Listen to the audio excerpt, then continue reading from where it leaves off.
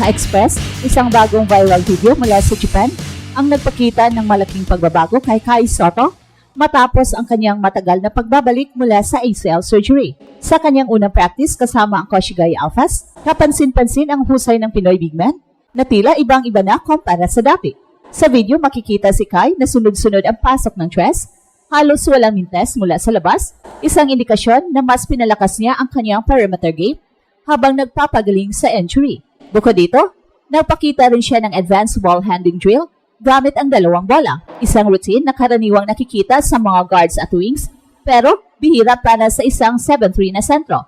Higit pa rito, napansin din ng mga fans na mas matikas na ang kanyang pangangatawan sa kanyang edad na 22, mas malaki ang build, pero ayon sa mga insiders, na-preserve pa rin niya ang kanyang athleticism. Ang pinakamahalaga, mas matibay na ang kanyang tuhod ngayon matapos ang rehabilitasyon at operasyon. Dahil sa kombinasyon ng mas mahusay na shooting, ball handling at mas malakas na katawan, tumitibay ang paniniwala ng mga taga-subaybay na mas lalapit si Kai sa pangarap na NBA. Habang hindi pa siya opisyal na nakakasama sa Gilas Pilipinas dahil sa kanyang injury, ang kanyang pagbalik sa Japan ay malinaw na patunay na tuloy ang laban ng Pinoy Dream para sa international basketball stage. Ka-Express, unang napansin ng lahat sa viral video mula sa Japan ay ang shooting form ni Kai. Sa kanyang pagbabalik sa practice sa court ng Koshigai Alphas, halos hindi nagmintes ang binata mula sa 3-point line. Sunod-sunod na tres ang bumagsak mula corner hanggang top of the key at makikita ang mas pulidong mechanics na bunga ng ilang buwan na pagsasanay habang nagpapagaling mula sa ACL injury. At kung ikukumpara sa nakaraan, madalas makita si Kai na nasa loob lamang ng shaded area, post-up moves, drop steps at occasional hook shots ang kanyang bread and butter. Pero ngayon, tila mas pinalawak niya ang kanyang arsenal. Ang kanyang shooting motion ay mas mabilis, compact at mataas ang release point, bagay na mahirap bantayan para sa mga mas maliliit na defenders. Isa pang mahalagang obserbasyon, nagawa ni Kai na magpakita ng consistency mula sa deep range. Sa modernong basketball, hindi na sapat na ang big man ay nasa paint lamang. Kinakailangan na rin nilang maging floor spacer, lalo na sa international level at sa NBA. Ang pagpapakita ni Kai ng kakayahang tumira mula sa labas ng halos walang mintes ay isang malaking senyales na handa siyang sumabay sa bagong era ng basketball kung saan ang stretch bigs ay highly valued. Hindi rin nakatakas sa mata ng mga fans at analysts ang kanyang confidence sa bawat tira. Walang alinlangan, walang hesitation.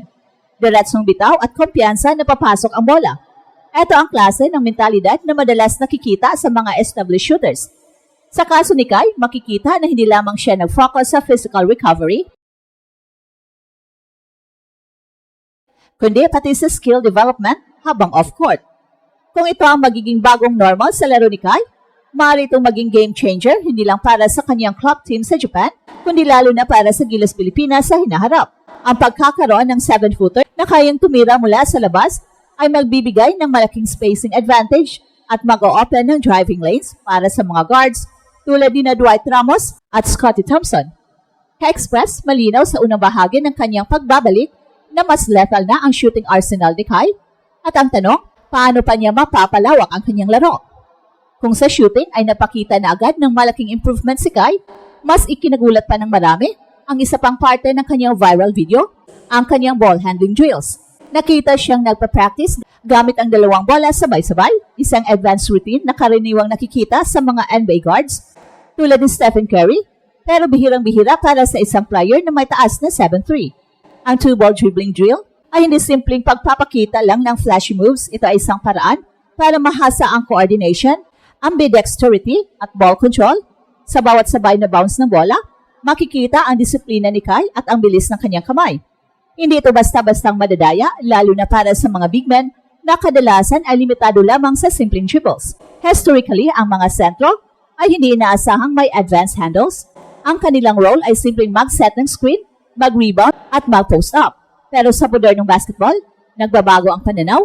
Ang mga malalaking manlalaro tulad ni Nikola Jokic at Giannis Antetokounmpo ay pinapahalagahan hindi lang dahil sa laki, kundi dahil din sa kanilang versatility. Kung may papakita ni Kai ang consistent improvement ng kanyang ball handling, maaari siyang maging mas mahirap depensahan, a big man who can stretch the floor and also initiate plays. Sa bawat galaw ni Kai sa drill, mapapansin na hindi siya nahihirapan, walang kaba,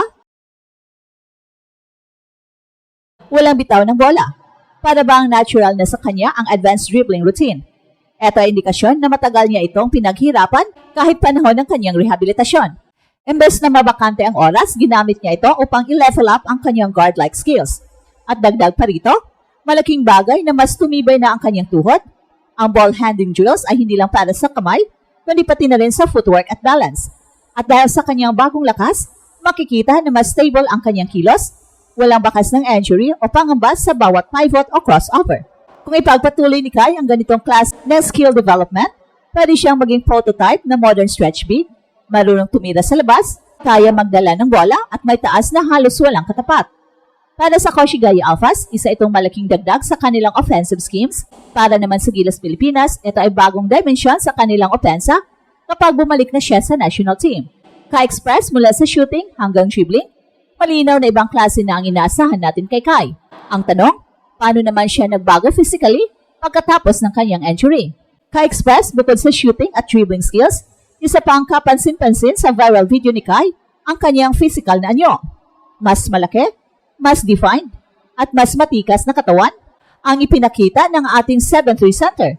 Mula sa balikat hanggang binte, makikita ang dagdag na mass na hindi niya gaano taglay nung una siyang sumalang sa Japan D-League o sa NBA Summer League.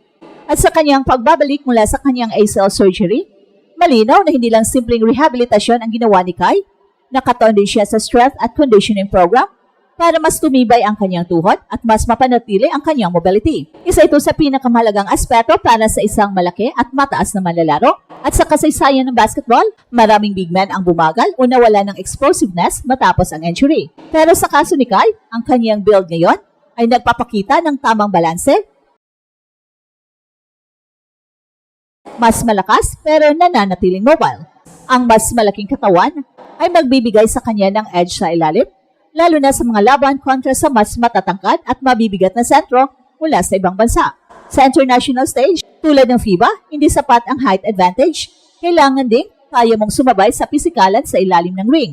At ang improved physique ni Kai ay senyales na handa na siyang makipagsabayan sa mas matitinding banggaan habang pinapanatili ang kanyang agility para makatakbo sa open court. At isa rin sa pinakamalaking tanong matapos ang kanyang injury ay kung maibabalik ba niya ang kanyang athleticism na naging pundasyon ng kanyang laro. Base sa kanyang kilos sa practice, makikita na mas stable ang kanyang footwork at mas buo ang kanyang kumpiyansa sa bawat galaw. Hindi siya nag-aalangan sa lateral movements at higit sa lahat, walang bakas ng pangamba sa kanyang tuhod. At ito ang Express Info kung saan bawat kwento, ginulat ang mundo. Don't forget to like and subscribe.